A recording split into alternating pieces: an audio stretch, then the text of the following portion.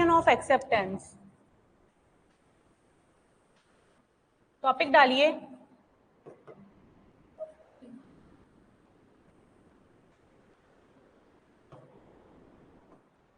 प्रतिग्रहण की संसूचना।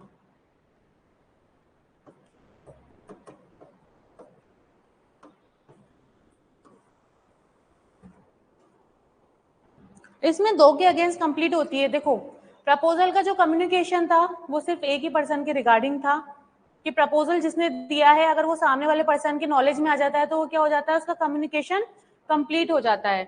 और जो एक्सेप्टेंस का कम्युनिकेशन है वो अगेंस्ट प्रपोजर भी होता है और अगेंस्ट एक्सेप्टर भी होता है। ठीक है, प्रतिग्रहिता के विरुद्ध भी होता है और प्रस्तावक के विरुद्ध भी होता है।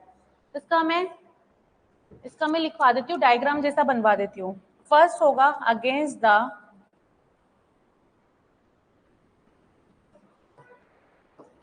द प्रपोजर, प्रस्तावक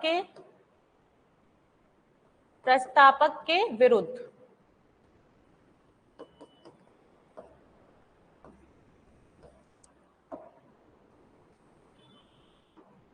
तो इसमें कैसे होगा,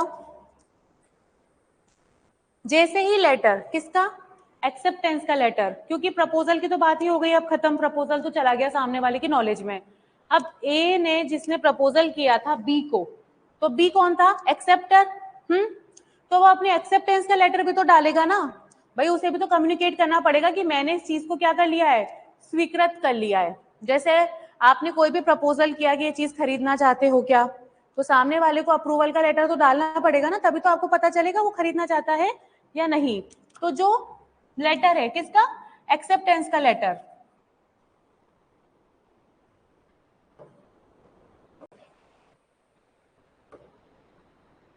तो यहाँ लेटर जैसे ही बी ने पोस्ट कर दिया,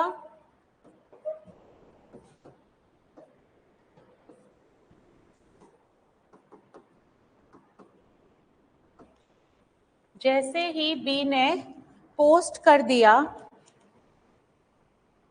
और वह क्या हो गया, बी की पावर से बाहर।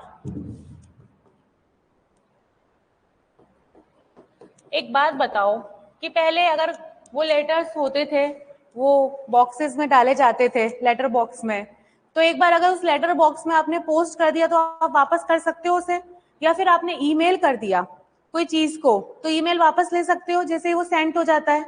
तो कहने का मतलब ये है कि लेटर को पोस्ट करते वो क्या हो जाता है, एक्सेप्टर की पावर से बाहर हो जाता है, मतलब वो चाहकर भी उसे वापस नहीं ले सकता। ठीक है, तो जैसे ही वो पोस्ट करता है और वो उसकी पावर से बाहर हो जाता है, तब कौन कौन लायबल होगा, तब ए बाध्य होगा। मतलब जो एक्सेप्टेंस की कम्युनिकेशन है, एक्सेप्टेंस की जो कम्युनिकेशन है वो ए के अगेंस्ट कब कंप्लीट हो रही है, ए कौन है यहाँ, प्रपोजर। कौन है, प्रपोजर, और बी कौन है, एक्सेप्टर। मतलब ए प्रस्तावक है और बी क्या है, प्रतिग्रहिता है। तो ए के अगेंस्ट कब कंप्लीट हो रही है, मतलब प्रपोजर के अगेंस्ट कब कंप्लीट हो रही है, जब बी ने, जो एक्सेप्टर है, उसने लेटर को पोस्ट कर दिया और उसकी पावर से वो बाहर हो गया। ठीक है, अब सेकंड पॉइंट आता है,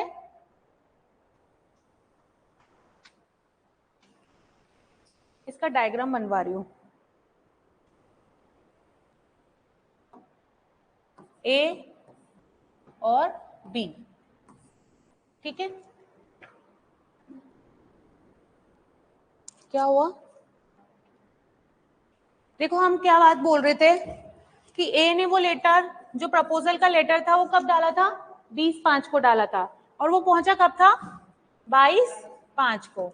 ये हमने पहले डिस्कस किया था ना, जो प्रपोजल था वो कब डाला गया, 20/5 को, और पहुंचा कब, 22/5 को। तो प्रपोजल की कम्युनिकेशन तो कब कंप्लीट हो गई, 22/5 को। ठीक है ना, क्योंकि वो किसकी नॉलेज में आ गया, सामने वाले पर्सन की नॉलेज में आ गया। ठीक है, अब बात होता है हमारा लेटर ऑफ एक्सेप्टेंस, वो कौन डालेगा, बी। लिखो यहां, लेटर ऑफ एक्सेप्टेंस। ये कब डाला इसने लेटर ऑफ एक्सेप्टेंस? 24/5 को। कब? 24/5 को। और पहुंचा कब? 26/5 को। देखो बी ने जो लेटर ऑफ एक्सेप्टेंस है वो 24/5 को पोस्ट करा और 26/5 को वो कहाँ पहुंच गया? ए के पास पहुंच गया। तो ए कब बाउंड होगा बताओ? ए कब हो जाएगा बाउंड? 24/5 को। और बी कब होगा? 26/5 को। आई समझ में गणित क्या है इसकी? बहुत इजी है। आपका प्रपोजल और एक्सेप्टेंस की, इसमें बच्चे गलत करते हैं। ये वाला क्वेश्चन जब प्रीलिम्स में आता है तो मोस्ट ऑफ द कैंडिडेट्स का गलत ही होता है, क्योंकि वो कंसेप्ट नहीं समझते। बहुत सीधा सा कंसेप्ट है, डेट के अकॉर्डिंगली चलो। जैसे इसने 20/5 को प्रपोजल का लेटर पोस्ट किया था और वो 22/5 को पहुंचा, तो प्रपोजल की जो कम्युनिकेशन थी वो कब कंप्लीट हो गई? 22/5 को, जब वो सामने वाले पर्सन की नॉलेज में आ गई। फिर बी ने क्या करा? उस चीज का एक्सेप्टेंस किया और उसका लेटर पोस्ट किया 24/5 को, और उसका लेटर 26/5 को ए के पास पहुंचा, मतलब प्रपोजल के 5 पहुंचा। तो 24/5 को तो वो ए के अगेंस्ट कंप्लीट हो गया और 26/5 को वो बी के अगेंस्ट कंप्लीट हो गई कम्युनिकेशन उसकी। समझ में आ गई बात?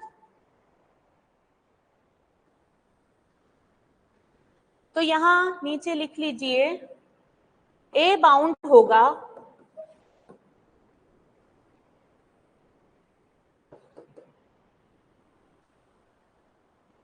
लेटर डालते ही।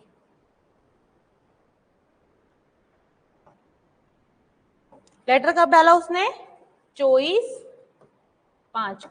ठीक है, लेटर डालते कौन बाउंड हो गया? ए बाउंड हो गया। समझ में आई बात? अब लिखो सेकंड, ये हमने किसकी बात करी थी? एक्स उसकी प्रपोजर की। अगेंस्ट द प्रपोजर पढ़ रहे थे। नेक्स्ट टॉपिक डालो अगेंस्ट द एक्सेप्टर।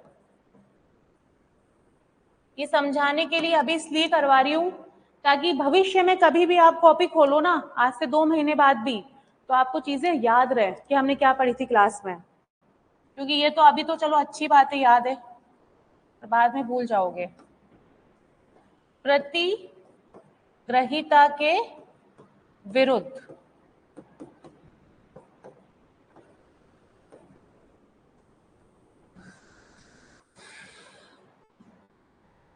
तो इसमें लिखिए बी कब बाउंड होगा?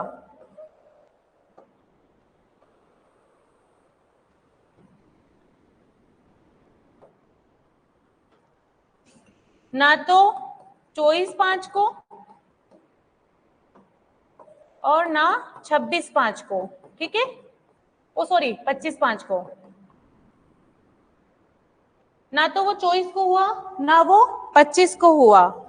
लेकिन बी 26/5 को क्या हो जाएगा? बी 26/5 को बाध्य होगा जब वह ए के ज्ञान में या ए की नॉलेज में आता है। समझ में आ गई बात? जब प्रपोजर की नॉलेज में आ गया तो कौन बाउंड हो गया? बी बाउंड हो गया। ठीक है,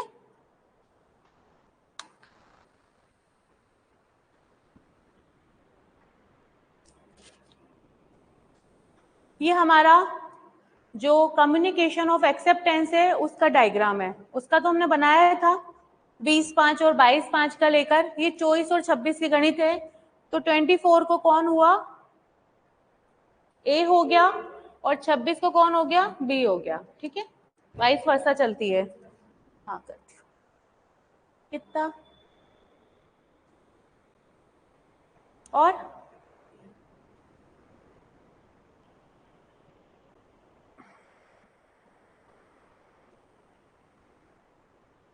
ठीक है, जूम हो गया ये।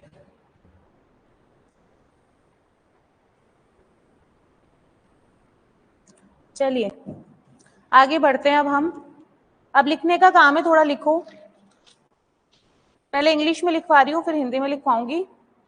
लिखो नीचे टॉपिक। सेक्शन 4 के बारे में बात कर रहे हैं ना हम लोग। लिखिए section 4 para 2। Section 4 para 2 Section 4 para 2 provides Section 4 para 2 provides for the completion of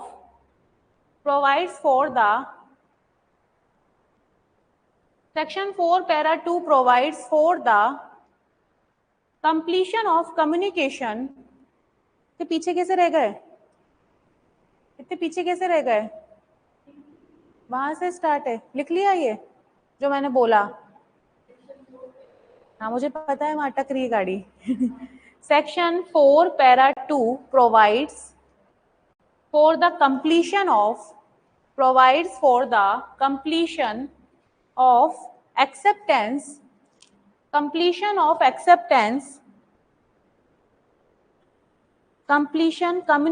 acceptance थोड़ी है ना, for the completion of communication of acceptance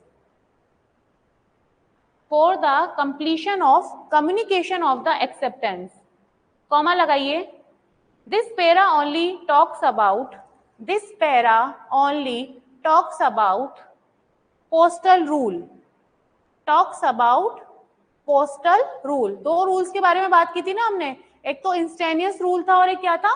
postal rule था. मतलब अगर फोन पर किया जा रहा है या टेलेक्स के माध्यम से किया जा रहा है, टेक्स्ट मैसेज कर रहे हो, तो वो क्या हो जाएगा? हैंड टू हैंड हो जाएगा, उसमें फिर रेवोकेशन नहीं कर सकते. लेकिन पोस्टल रूल में गुंजाइश होती है. क्यों गुंजाइश होती है? क्योंकि देखो एक दो दिन लग जाते हैं पहुंचने में, लेटर को पहुंचने में क्या लग जाते हैं? एक दो दिन लग जाते हैं. तो उस बीच में अगर उनके मन में इस चीज की बात आती है कि हमें इसे रेवोक करना है, खत्म करना है, तो वो कर सकते हैं. ठीक है, तो पोस्टल रूल में ही ये चीज होती है. अदरवाइज, और हमारा जो इंडियन कॉन्ट्रैक्ट एक्ट है वो किस पर चलता है? पोस्टल रूल पे चलता है. इसमें पोस्ट की बात करिए ना कि उसने पोस्ट में डाल दिया. हिंदी में लिखिए धारा 4 खंड 2. धारा 4 खंड 2. कौन वेव कर रहा है हैंड?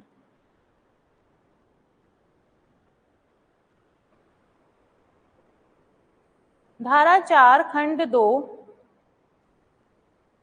किसी को कुछ समझ में नहीं आ रहा तो पूछ लेना, मैसेज कर देना मुझे, कोई बात नहीं. धारा 4 खंड 2 प्रतिग्रहण की संसूचना को प्रावधानित करता है. कोई बात नहीं, मैं खुद ध्यान नहीं देती ये वेव करने पर, क्योंकि वो गलती से उस पर हो जाता है, टिक हो जाता है. मैं मैसेजेस पर ही ध्यान देती हूँ. मुझे पता है कि वो गलती से उस पर हाथ चला जाता है. एक दो बार तो मेरा भी, कई बार मैं क्लासेस देखती रहती हूँ, मैं खुद कर देती हूँ. धारा 4 खंड 2 प्रतिग्रहण की संसूचना को प्रावधानित करता है. धारा 4 खंड 2 प्रतिग्रहण की संसूचना को प्रावधानित करता है. यह भाग केवल पोस्टल नियम के बारे में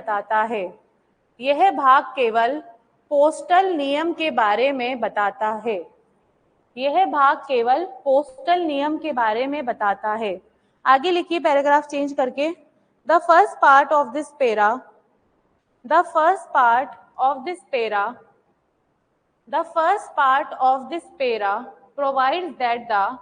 provides that the acceptance is binding upon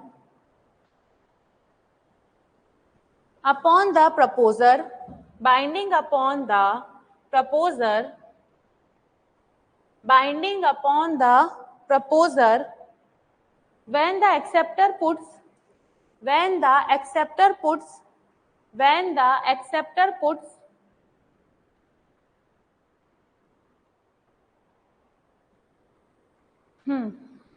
the acceptor puts the acceptance into such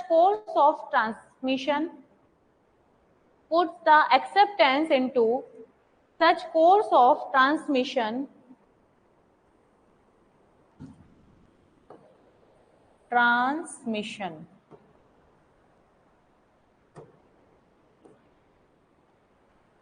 ठीक है. such course of transmission as to be beyond the power of the acceptor as to be beyond the power of the acceptor.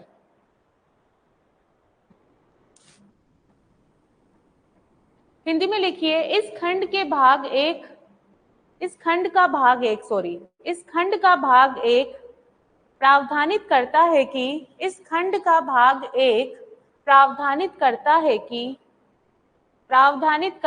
कि प्रतिग्रहण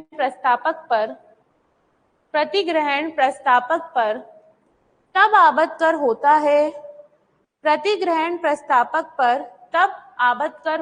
है जब प्रतिग्रहीता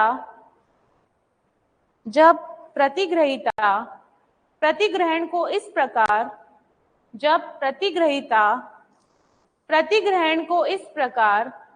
पारेषण के अनुक्रम में कर देता है कि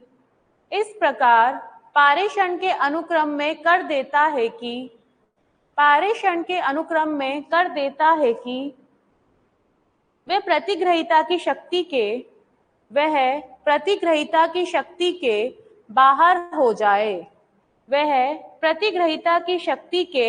बाहर हो जाए। मतलब जैसे वो लेटर को पोस्ट कर देता है वैसे क्या हो जाता है, वो उसके पावर से बाहर हो जाता है। ठीक है, आगे लिखिए, the second part of para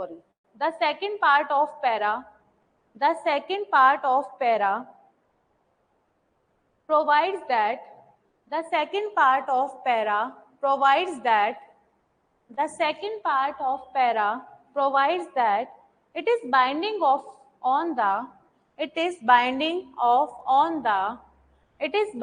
on the acceptor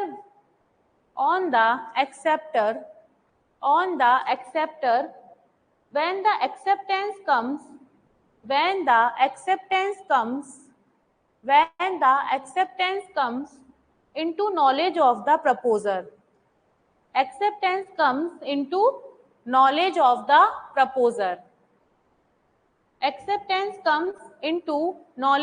the proposer. Hindi में लिखिए, इस खंड का भाग दो प्रावधानित करता है कि ये प्रतिग्रहीता पर तब आबद्ध कर होती है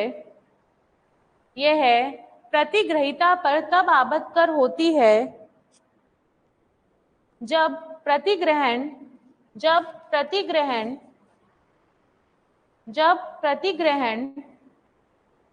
प्रस्तापक के ज्ञान में आ जाता है। जब प्रतिग्रहण प्रस्तापक के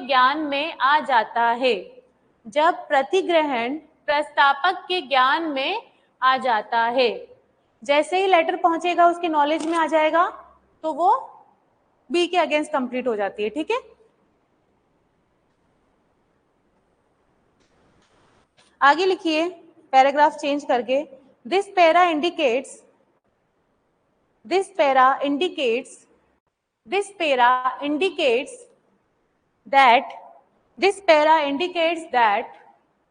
this rule favors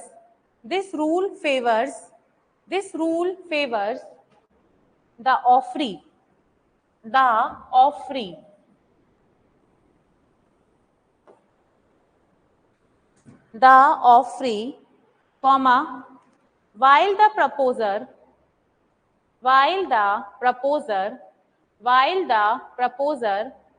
is ignorant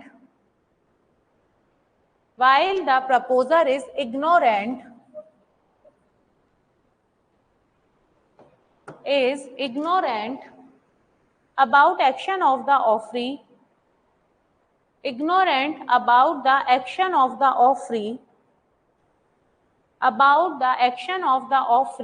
comma the offree is fully aware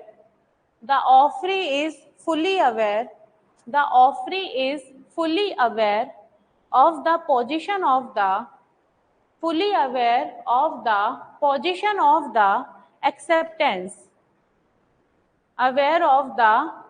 of the acceptance, Hindi में लिखिए, यह भाग इंगित करता है कि, यह भाग इंगित करता है कि, यह भाग इंगित करता है कि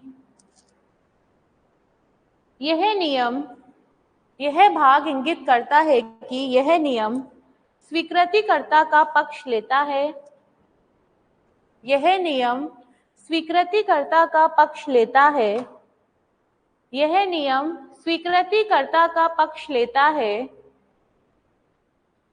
जब प्रस्तावक, जब प्रस्तावक प्रतिग्रहीता के कार्य के संबंध में, जब प्रस्तावक प्रतिग्रहीता के कार्य के संबंध में, जब प्रस्तावक प्रतिग्रहीता के कार्य के संबंध में अनभिज्ञ है,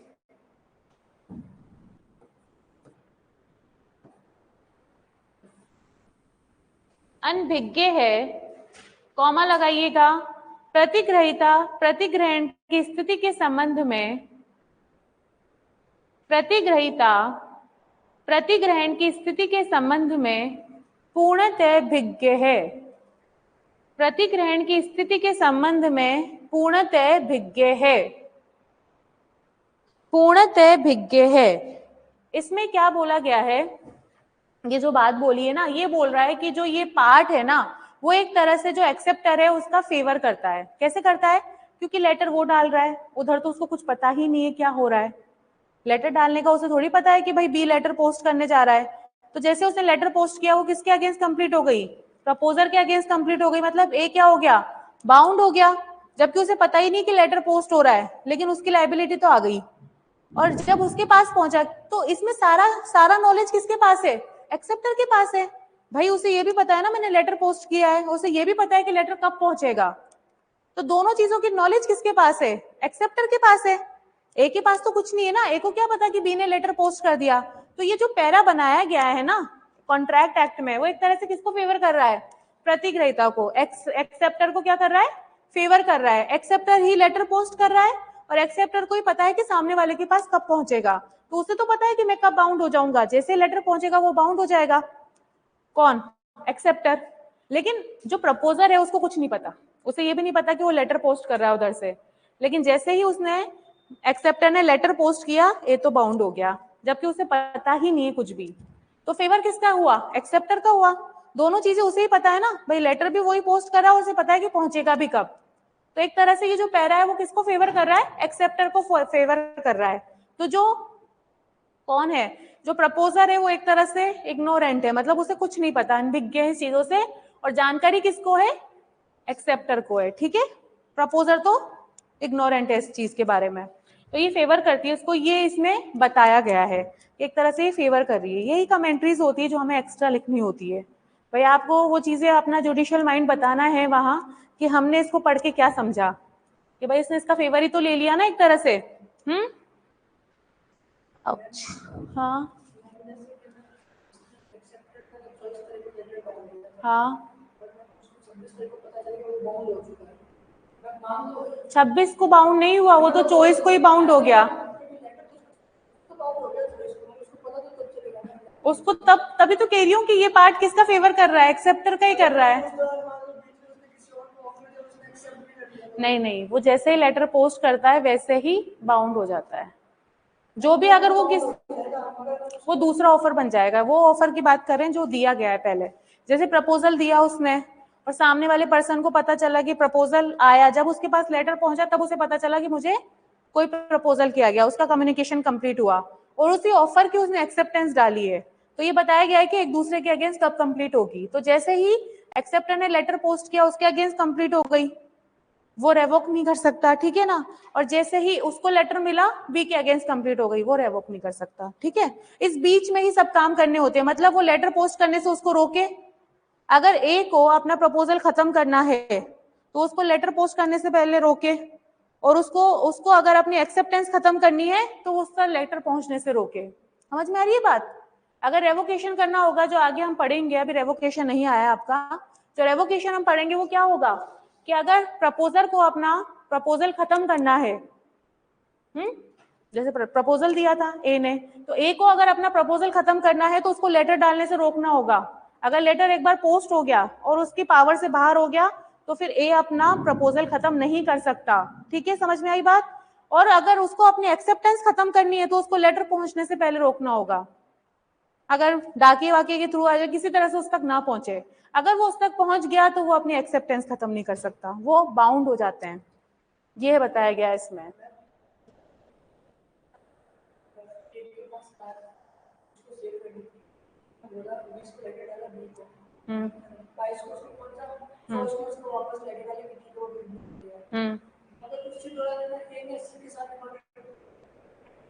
वो वैलिड नहीं होता।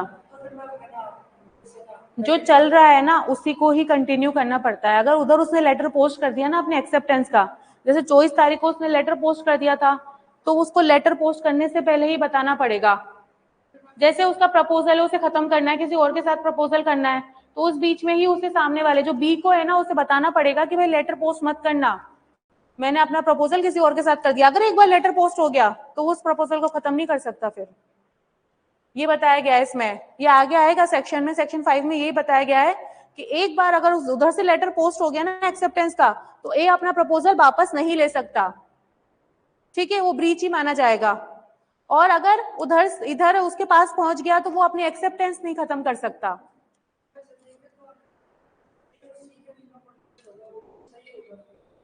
उसने क्यों किया, उसको पहले अपने पुराने कॉन्ट्रैक्ट के बारे में तो पूरा कंक्लूड करना चाहिए ना। हम तो एक कॉन्ट्रैक्ट की बात लेके चलेंगे ना, वो तो चलो डबल सिचुएशन हो गई, क्या हुआ क्या नहीं हुआ, लेकिन जिस प्रपोजल की बात चल रही है उसे तो कंक्लूड करना पड़ेगा ना कि उसकी स्थिति क्या हुई। या तो वो कोई कंडीशन एड ऑन कर दे, भाई बचने का भी तरीका होता है। अगर उसको अपना एक्सेप्टेंस नहीं देनी, उसने कोई कंडीशन एड ऑन कर दी उधर से, बी ने एक्सेप्टेंस का लेटर ना डालकर अगर कोई कंडीशन वाला लेटर डाल दिया तो क्रॉस प्रपोजल बन जाए, वो काउंटर प्रपोजल बन जाएगा। बात खत्म, किस्सा खत्म, ना प्रपोजल रहा ना एक्सेप्टेंस रही, किस्सा ही खत्म हो गया। तो वो बचने के अलग अलग तरीके हैं, फिर वो बहुत सारे तरीके होते हैं।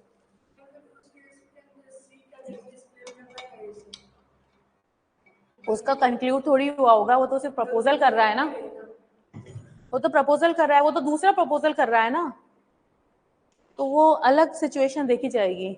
यहाँ बहुत सारे फैक्ट्स गायब है, जो अपन ने कहानी बनाई है ना उसमें फैक्ट्स गायब है क्योंकि जो केसेस आते हैं ना उनमें पूरे प्योर प्रॉपर फैक्ट्स होते हैं। जैसे कोई हमें भी केस बताता है तो फैक्ट्स पूरे पूछना पड़ता है, क्योंकि एक की मिसिंग भी उस केस को बिल्कुल खत्म कर देती है।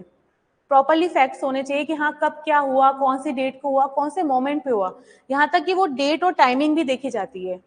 जो आपको आगे जाके आगे वाले स्टेज पर सीखनी है ना, वो होगा आपका जजमेंट ऑर्डर राइटिंग, जिसमें आपको कोर्ट वाला काम, जो कोर्ट में काम होता है ना, फैक्ट्स पर, टाइमिंग्स पर, डेट्स पर, वो सब वहां सिखाया जाता है कि क्या क्या चीजें आपको देखनी होती है। मतलब टाइम्स भी देखे जाते हैं कि कौन से टाइम की बात हुई थी।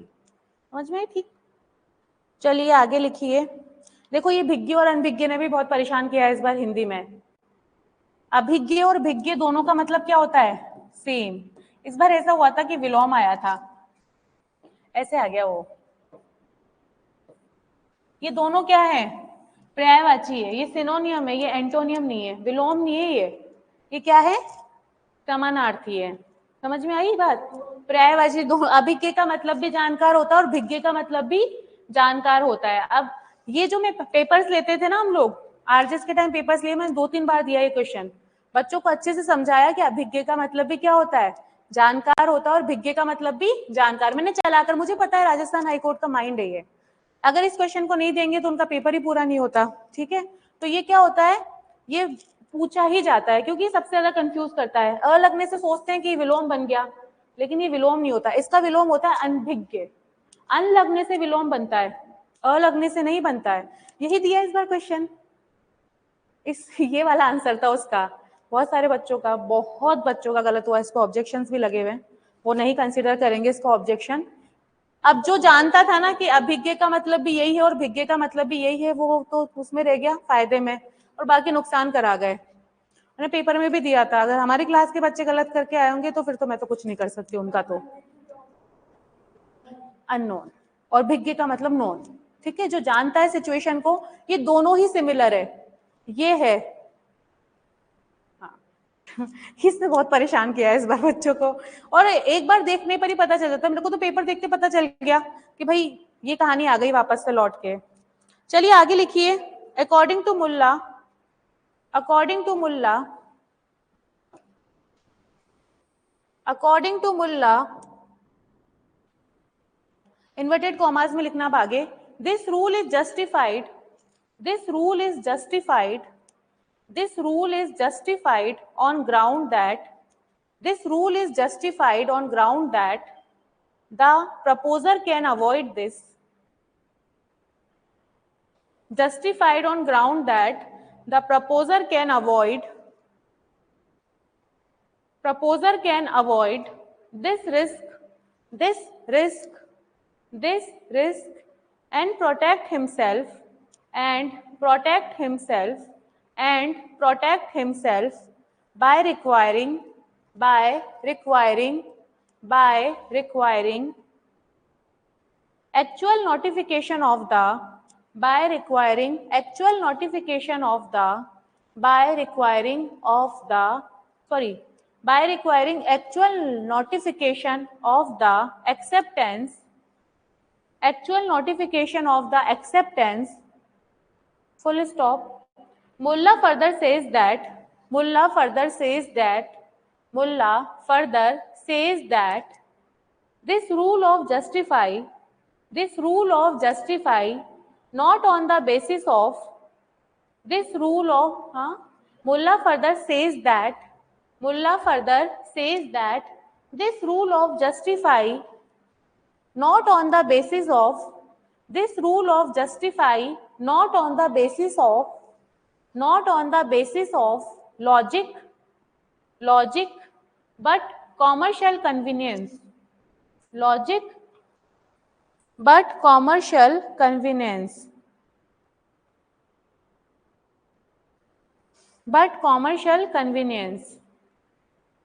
हिंदी में लिखिए, मुल्ला के अनुसार, मुल्ला के अनुसार, मुल्ला के अनुसार यह नियम, मुल्ला के अनुसार, इसके आगे इन्वर्टेड कॉमा में लिखना, यह नियम इस आधार पर, यह नियम इस आधार पर उचित ठहराया जाता है कि, यह नियम इस आधार पर उचित ठहराया जाता है कि, यह नियम इस आधार पर उचित ठहराया जाता है कि प्रस्तावक इस जोखिम से बच सकता है, प्रस्तावक इस जोखिम से बच सकता है, प्रस्तावक इस जोखिम से बच सकता है और स्वीकृति की, और स्वीकृति की वास्तविक अधिसूचना की, स्वीकृति की वास्तविक अधिसूचना की मांग करके, स्वीकृति की वास्तविक अधिसूचना की मांग करके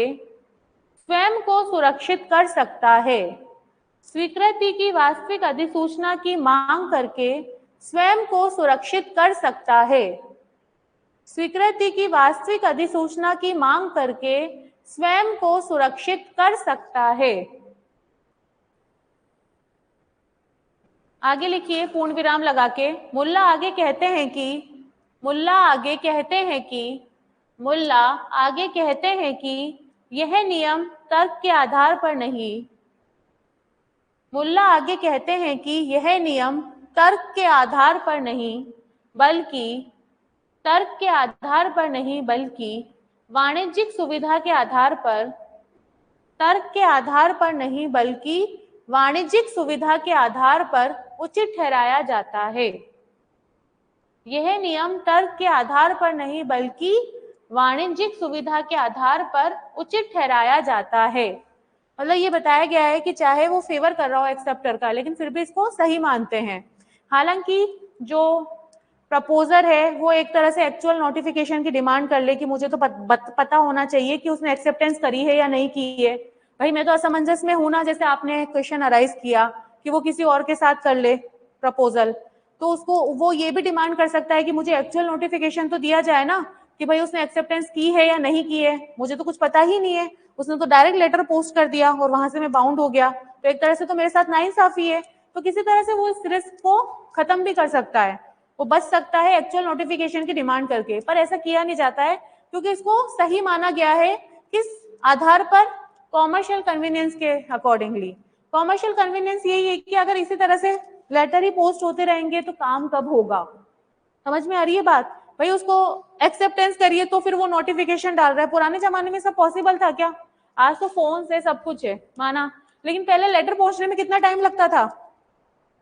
इतने आसानी से पहुंच जाते थे क्या बड़ी मुश्किल से? पहले कौन से गाड़ी घोड़े हुआ करते थे? पहले तो वो डाकिया बेचारा कभी उस पर चलकर भी जाते थे, आपने देखा हो, डाकिया चलकर जाते थे लेटर को लेकर, फिर वो पहुंचा के आ रहे हैं। अब कितनी दूरी है, कब तक वो पहुंचते हैं? फिर धीरे धीरे साइकिल, धीरे धीरे वो घोड़ा गाड़ी जो भी आई, वॉट जो भी चलने लगे, फिर साइकिल आई। आपने बहुत सारे जो डाकिया है उनको तो साइकिल पे आते देखा होगा। तो जैसे जैसे चीजें पहुंचती है, मतलब जो कन्वीनियंस है, तो कॉमर्शियल कन्वीनियंस किसमें है कि भाई जहां वो लेटर डाल रहा है वहीं वो बाउंड हो गया। अब एक नोटिफिकेशन इधर उधर होते रहेंगे तो काम कब होगा? तो इसलिए मुल्ला ने ऐसी बात बोली है। आगे लिखिए नेक्स्ट पैराग्राफ से, मतलब लाइन चेंज कर लीजिए पूरा paragraph. Section 4 para 2, section 4 para 2 based on section 4 para 2 मेरा भी section 4 para 2 based on section 4 para 2 based on English law, section 4 para 2 based on English law, full stop, however it departs मतलब अलग करना, departure होता है ना, जैसे departs अलग कर देना, जैसे ट्रेन को अलग कर दिया जाता है, किससे? डिब्बे से नहीं करती भाई, डिब्बे से अलग करके गुड़काना है ट्रेन को, क्या करना है? अगर इंजन को डिब्बे से अलग कर दिया तो फिर डिब्बे कैसे चलेंगे? ये कह रहा है ट्रेन को डिब्बे से अलग कर दो, तो ट्रेन को डिब्बे से कैसे अलग करे भाई? एक इंजन होता है ना, कोई भारी ट्रेन होती है तो 2 इंजन होते हैं ना, आगे और पीछे। अब इंजन से अगर डब्बों को अलग कर दोगे तो क्या वैल्यू है क्या? डब्बों की वैल्यू है क्या? स्टेशन से अलग करना। आई ना समझ में बात? डब्बे से मत करो, ऐसे मत करो, इंजन अकेला जाके क्या करेगा डब्बे से अलग कर देंगे तो। बेसिकली है ना, जो आपके लीडर्स होते हैं ना वो इंजन टाइप से होते हैं, वो आपको आगे ले जाते हैं ना, कोई अस्तित्व नहीं है बिना लीडर्स के। मैं पॉलिटिकल बात नहीं करी, वो लीडर्स की बात नहीं करी मैं, यहाँ की बात मतलब लाइफ के लीडर्स जो होते हैं। जैसे आपका कोई करियर है, उसमें आपने किसी को लीडर मान रखा है कि वो, तो वो उन्हीं के पीछे चलोगे तो ही आगे जाओगे। अगर डिब्बे ने आगे जाने की कोशिश करी तो क्या हो जाता है? खट, डिब्बा क्या हो जाता है? पलट जाता है। तो ऐसी बात है। Section 4 para 2 based on English law हो गया। However it departs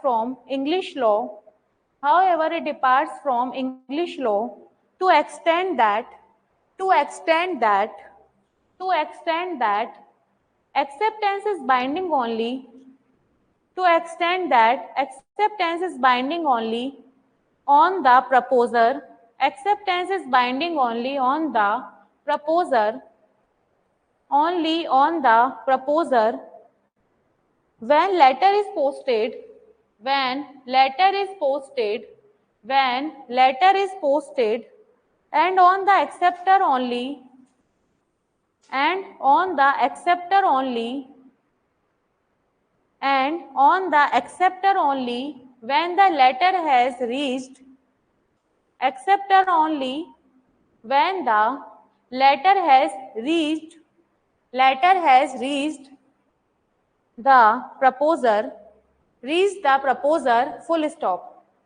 Therefore, during the time of transit, therefore, during the time of transit, during the time of transit, it is binding as one of the parties.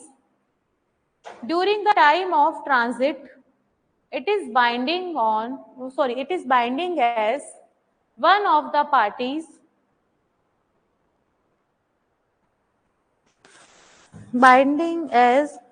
Binding on लिखो, sorry as मैंने गलत लिखवा दिया, binding on, अब बाध्यकर होती है ना, it is binding on one of the parties, फिर कॉमा लगा के लिखना, the proposer and the acceptor, binding on the parties, one of the parties, the proposer and the acceptor is able to revoke it by the faster method of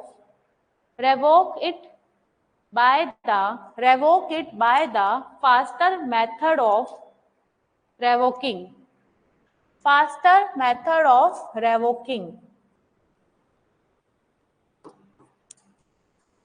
Hindi में लिखिए धारा 4 खंड 2 अंग्रेजी विधि पर आधारित है। धारा 4 खंड 2 अंग्रेजी विधि पर आधारित है। धारा 4 खंड 2 अंग्रेजी विधि पर आधारित है। हालांकि अंग्रेजी विधि से इसे उस सीमा तक अलग किया जा सकता है। अंग्रेजी विधि से इसे उस सीमा तक अलग किया जा सकता है कि प्रतिग्रहण प्रस्तावक पर केवल तभी आबद्धकर होगा जब पत्र डाक में डाला जाता है और प्रतिग्रहीता पर केवल तभी जब पत्र प्रस्तावक के पास पहुंच जाता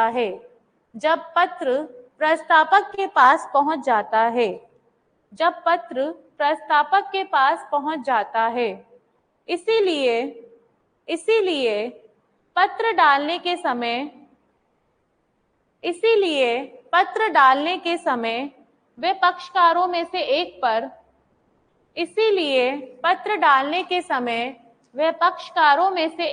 पर आबद्धकर हो जाता है।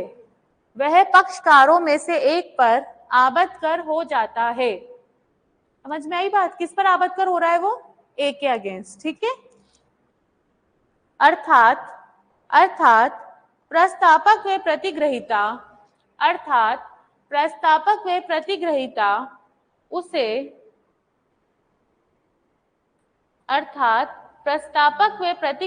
उसे प्रतिसरण के तेज तरीके से प्रतिसहत करने में सक्षम है। प्रतिग्रहण के तेज तरीके से प्रतिसहत करने में सक्षम है। ठीक है, यहां तक ये हो गया। बता दिया ना कि वो जितना अगर उन्हें रेवोक करना है दोनों को, उसे अपना प्रपोजल करना है, उसे अपना एक्सेप्टेंस करना है, तो भाई प्रपोजल कैसे होगा? उसे लेटर को पोस्ट करने से रोकना होगा। ठीक है, अगर लेटर पोस्ट कर दिया तो फिर तो बाउंड हो जाएगा, प्रपोजल एक्सेप्टेड। ठीक है, और अगर उधर से ही एक्सेप्टेंस को खत्म करना है तो लेटर को पहुंचने से रोकना होगा ए के पास। तो ये जल्दी जितना जल्दी वो लोग करेंगे उतना ही होगा। अदरवाइज अगर पोस्ट कर दिया या लेटर पहुंच गया तो ना एक्सेप्टेंस खत्म की जा सकती है, ना प्रपोजल खत्म किया जा सकता है। ठीक है, एक क्वेश्चन डालिए, आगे दूसरे पे जा रहे हैं हम लोग। What will happen in case the question डाल के लिखना। What will happen in case the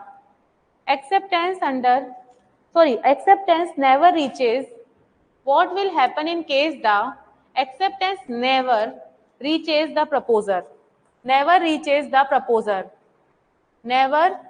the proposer? Question mark. Hindi में लिखिए उस मामले में क्या होगा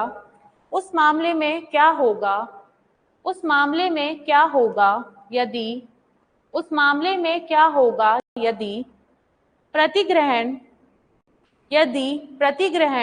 कभी भी प्रस्तावक के पास नहीं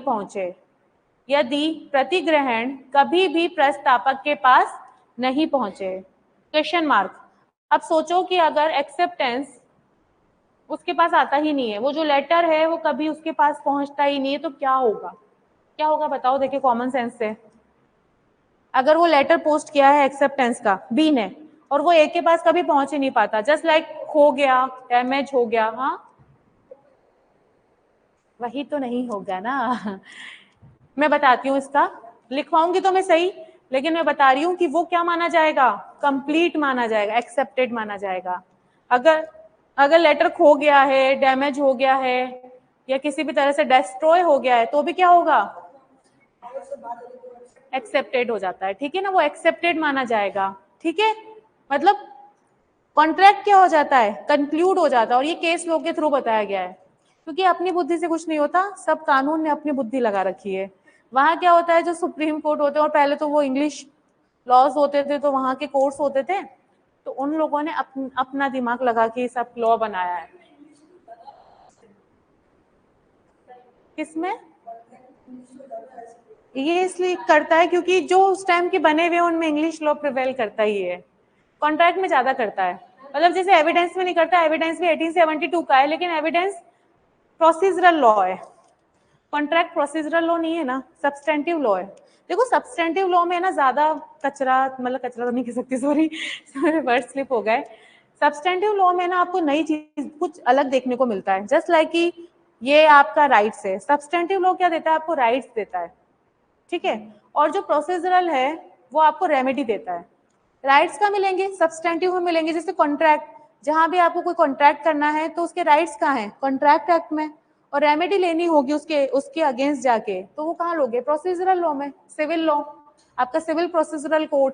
अगर कॉन्ट्रैक्ट के रिगार्डिंग कोई केस करना होगा तो कहाँ जाओगे, एसआरए में जाओगे, सीपीसी में जाओगे, यहीं जाओगे ना, क्योंकि एसआरए भी कहाँ से गवर्न होता है, सीपीसी से होता है। अगर एसआरए का भी कोई केस होगा तो कहाँ जाएगा, सीपीसी के अकॉर्डिंगली, जैसे टेम्परेरी इंजंक्शन है, अगर उसमें प्रोसीजर चलता है तो कौन सा चलता है, ऑर्डर 39 का चलता है। तो प्रोसीजरल के लिए तो आपको प्रोसीजरल लॉ में ही जाना पड़ेगा ना। तो रेमेडी कौन प्रोवाइड करता है, प्रोसीजरल लॉ, और राइट्स कौन देता है, सब्सटेंटिव लॉ, इंग्लिश लॉ का इसलिए, और जो एविडेंस है वो आपका प्रोसीजरल लॉ है, तो वहां इसलिए ज्यादा इन चीजों के बारे में डिस्कस नहीं हुआ है। इसका एक पैराग्राफ लिखवा देती हूँ, फिर कल करवाऊंगी कंटिन्यू। लिखिए इसमें, if the acceptance never reaches the, if the acceptance never reaches the, if the acceptance never reaches the proposer, if the acceptance never reaches the proposer by the reason of, if the acceptance never reaches the proposer by the reason of, by the reason of being lost, by the reason of being lost, being lost, being lost or destroyed, or destroyed,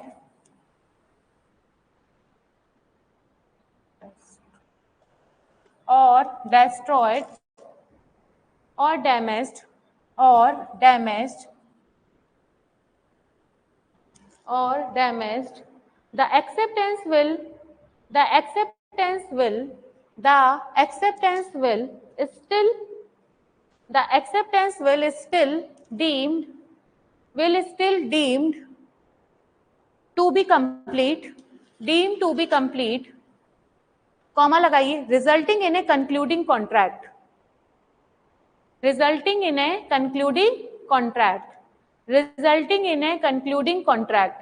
Hindi में लिखिए, यदि प्रतिग्रहण कभी भी, यदि प्रतिग्रहण कभी भी, यदि प्रतिग्रहण कभी भी प्रस्तावक के पास, यदि प्रतिग्रहण कभी भी प्रस्तावक के पास उसके खो जाने, उसके खो जाने, उसके खो जाने या विनिष्ट हो जाने, या विनिष्ट हो जाने, या विनिष्ट हो जाने, या क्षतिग्रस्त हो जाने के कारण, या क्षतिग्रस्त हो जाने के कारण, या क्षतिग्रस्त हो जाने के कारण नहीं पहुंचे, या क्षतिग्रस्त हो जाने के कारण नहीं पहुंचे, तब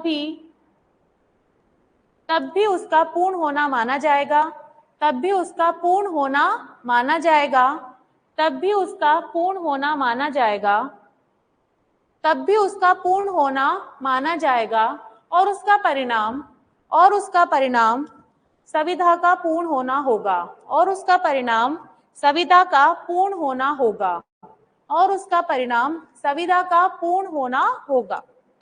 ठीक है, एक केस का नाम लिखिए, इसके फैक्ट्स हम कल लिखेंगे।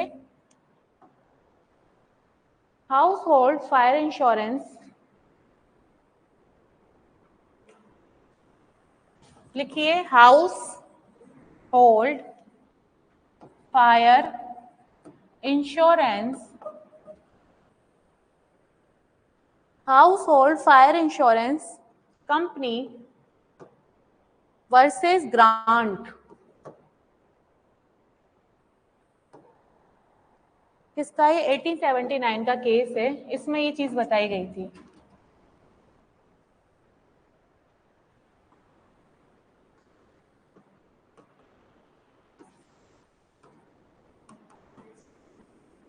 करना तो पड़ेगा ही ना, केस के नाम याद न रहे, फैक्ट तो याद रहे। बस फैक्ट से मतलब है, केस से क्या लेना देना है।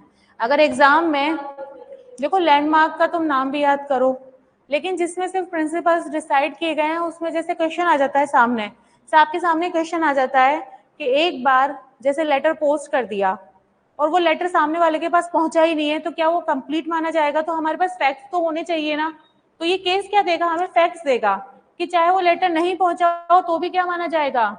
कंप्लीट माना जाएगा। मतलब कॉन्ट्रैक्ट क्या हो जाएगा? कंक्लूड हो जाएगा। कुछ भी हो, लाइबिलिटी इंपोज हो जाती है। ये केस में डिस्कस हुआ था। उसने क्या शेयर्स, इस केस में क्या हुआ था कि जो डिफेंडेंट था उसने, कंपनी थी उससे शेयर्स लिए थे, प्रपोजल दिया था शेयर्स लेने का, ठीक है, तो वो प्रपोजल हो गया। अब उस कंपनी ने उसको शेयर्स का मतलब कि शेयर होल्डर बना दिया, उसका एक लेटर भेजा था, वो लेटर कभी उस तक पहुंचा ही नहीं, ठीक है। तब और जब कंपनी लिक्विफाइड हुई, मतलब उसका परिसमापन हुआ, कंपनी जब खत्म हो रही थी, तो उसको तो पता ही नहीं है कि मैं शेयर होल्डर भी हूँ उसमें, तो वो शेयर होल्डर माना गया और उसके ऊपर लाइबिलिटी इम्पोज की गई। समझ में आ रही है बात? चाहे उसके पास कभी लेटर ही नहीं पहुंचा कि उसको शेयर्स मिले या नहीं मिले, तो भी उसके ऊपर क्या आ गई? लाइबिलिटी आ गई। इस केस में ये डिस्कस हुआ था, इसके फैक्ट्स लिखवाऊंगी, कल लिखवाऊंगी, ठीक है।